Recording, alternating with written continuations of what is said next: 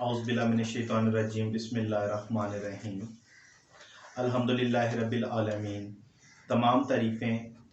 خدائے بابرکت کے لیے جس کے قبضہ قدرت میں مجھ بندہ چیز کی جان ہے۔ محترم سامعین گرامی، پروگرام پیغام القرآن کے ساتھ آپ کا میزبان سید غضنفر عباس آپ کی خدمت میں حاضر ہے۔ سامعین گرامی، آج کے پرفتن دور میں آئے روز دین اسلام پر کبھی خارجی اور کبھی اندرونی حملے ہوئے جاتے ہیں۔ کہیں پر ہمارے نبی پاک صلی اللہ علیہ وسلم کی نبوت پر حملہ اور کہیں پر ہمارے آقا دو جہاں کے خاکوں کے ذریعے بے حرمتی کا سلسلہ اب ایک معمول بن چکا ہے۔ کبھی آپ نے سوچا ہے ایسا کیوں ہو رہا ہے یا ایسا کیوں ہوتا آیا ہے؟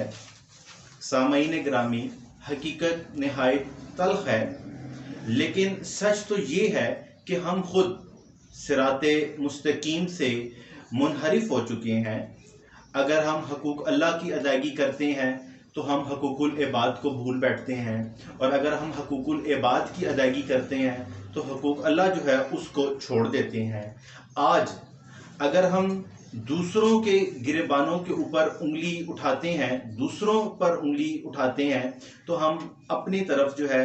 آنے والی 3 انگلیوں کا مطالعہ یا ان کو اپنے دماغ میں نہیں رکھتے۔ اسلام ایک عالمی مذہب ہے۔ پوری کائنات میں آج بھی اگر کوئی ہستی منصب اعلیٰ کے طور پر ہے تو وہ ہمارے نبی دو جہاں حضرت مصطفیٰ صلی اللہ علیہ وآلہ وسلم ہے۔ جیسا کہ ہم اور عالم اسلام میں تمام ہستیاں یہ جانتی ہیں کہ بعد از نبی کوئی بھی نبی نہیں آئے گا، اور آپ کی تعلیمات برحق اور دائمی تعلیمات ہیں۔ سیرت محمدی اور اسوہ رسول ہی بہترین ذریعہ ہے زندگی گزارنے کا۔ اگر ہم تعلیمات محمدی کو اور اسوہ رسول کو بہترین طریقے سے اپنی زندگی میں رائج کر دیں تو ہم بے پناہ مسائل سے چھٹکارا حاصل کر سکتے ہیں۔ لیکن افسوس اور صد افسوس، آج ہم بطور مسلمان بہت سے گروہوں اور فرقوں میں تقسیم ہو کر دین اسلام کے ساتھ ایک ایسا مذاق اور ایک ایسا شب و خون مار چکے ہیں جو کہ رہتی دنیا تک جس کا ازالہ ممکن نہیں، اور شاید کہ غیر مسلم بھی ایسا نہ کر سکتے۔ سامعین گرامی،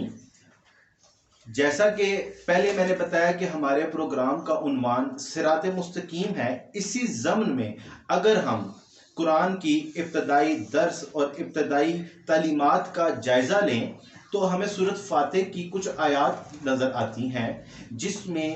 اللہ رب العزت نے دعائیہ فقرات میں انسان کو کی رہنمائی فرمائی اور کہا کہ اہدنا الصراط المستقیم صراط الذین انعمت علیہم غیر المغضوب علیہم ولا الضالین، یعنی ہمیں ان لوگوں کے راستے پر چلا جن پر تو نے اپنا انعام فرمایا، یعنی ہمیں صراط مستقیم پر چلا، اور صراط مستقیم ان ہستیوں کا راستہ ہے جن پر آپ کا انعام و اکرام رہا۔ اور آگے فرماتے ہیں کہ پروردگار ہمیں ان لوگوں کے راستے سے بچا اور ان لوگوں کے راستے پر نہ چلا جن پر تو نے اپنا غضب نازل فرمایا۔ تو کبھی زندگی میں ہمیں تھوڑا سا جائزہ لینا چاہیے اور تھوڑا غور و فکر اور تفکر کرنا چاہیے کہ آخر وہ کون ہستیاں ہیں جن کے راستے کے اوپر چل کر ہم دائمی کامیابی حاصل کر سکتے ہیں۔ غزوہ احد ایک ایسی جنگ جس میں نبی پاک صلی اللہ علیہ وسلم خود شریک ہوئے، اور نبی پاک صلی اللہ علیہ وسلم نے مسلمانوں کے لیے ایک جنگی حکمت عملی کو طے فرمایا۔ احد ایک ایسی گھاٹی تھی جہاں سے تمام اطراف کے اندر نگاہ رکھی جاتی تھی۔ ہمارے پیارے نبی پاک صلی اللہ علیہ وآلہ وسلم نے ایک جماعت کو اس گھاٹی کے اوپر منسوب کروایا، اس گھاٹی پر تعین کروایا کہ اس گھاٹی کو جنگ جیتنے اور ہارنے دونوں صورتوں میں کسی بھی حال میں نہیں چھوڑا جائے گا۔ اور خوش قسمتی کا عالم یہ تھا کہ مسلمان اس جنگ کو جیت چکے اور مسلمان مال غنیمت کے حصول کے لیے آپ صلی اللہ علیہ وآلہ وسلم کے اس فرمان کو بھول بیٹھے اور گھاٹی کو خالی چھوڑ کر مال غنیمت کو لوٹنے میں مصروف رہے۔ ایسے میں ہی کفار نے پیٹھ پیچھے سے ایک سخت حملہ کر کے مسلمانوں کی فتح کو شکست میں تبدیل کر دیا۔ ایسے میں ہمارے پاک نبی حضرت محمد مصطفیٰ صلی اللہ علیہ وآلہ وسلم نے اللہ کے حضور استغاثہ بلند کیا اور خدا رب العزت نے ایک تلوار یعنی لوہا جو تھا اس کو آسمان سے نازل فرمایا۔ وہ تلوار جیسا کہ آپ جانتے ہیں کہ اس تلوار کو ذوالفقار کا نام دیا گیا اور رہتی دنیا تک اور اس سے پہلے بھی ذوالفقار کے مد مقابل کوئی تلوار نہ تھی اور نہ ہی کبھی آئے گی۔ ہمارے پیارے نبی پاک صلی اللہ علیہ وآلہ وسلم کے شانہ بشانہ حضرت امیر المومنین حضرت علی کرم اللہ وجہہ جنگ لڑتے رہے اور اس جنگ کے دوران آپ کی تلوار ٹوٹ گئی تو نبی پاک صلی اللہ علیہ وآلہ وسلم نے وہ تلوار جو کہ آسمان سے نازل ہوئی تھی اس کو نبی پاک صلی اللہ علیہ وسلم نے حضرت علی کرم اللہ وجہہ کو عطا کیا اور آپ نے اپنے دست مبارک سے ذوالفقار کے وہ گوہر اور وہ جوہر دکھائے جو آج بھی تاریخ کے اوراق میں لکھے گئے ہیں۔ سامعین گرامی، بطور انعام دی جانے والی تلوار مولا علی کو عطا ہوئی۔ اب اگر ہم چاہتے ہیں کہ صراط مستقیم پر چلیں تو ہمیں واضح دلیل اور واضح قرآنی احکامات دیے گئے ہیں کہ ہمیں ان کے راستے پر چلنا ہے جو کہ خود صراط مستقیم ہیں۔ جس طرح کہ نہج البلاغہ کے اندر ہمارے مولا علی کرم اللہ وجہہ کا فرمان ہے کہ انا صراط مستقیم، میں ہی صراط مستقیم ہوں۔ لہٰذا ہمیں دین محمدی کی تعلیمات پر براہ راست بارگاہ اہل بیت سے جو ہے وہ رجوع کرنا چاہیے، یعنی ان انعام یافتہ ہستیوں سے جو کہ خدا کی محبوب اور جن کے لیے خدا نہایت محبوب اور ہر دل عزیز رہا ہے۔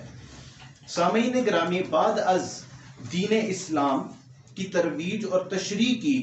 ذمہ داری منصوص اللہ یعنی اللہ تعالیٰ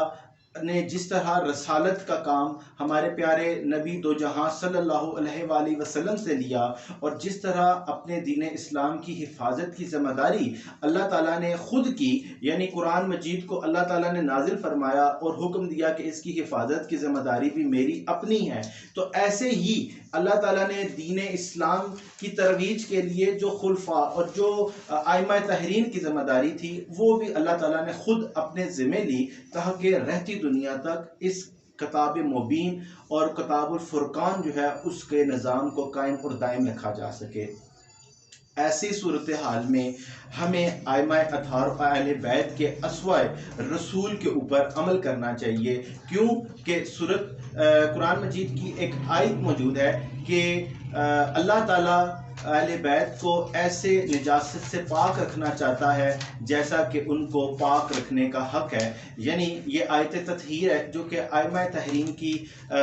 زندگی کے اوپر ہے کہ ان کے پاس سے نجاست نہ تھی نہ ہے نہ رہے گی۔ یعنی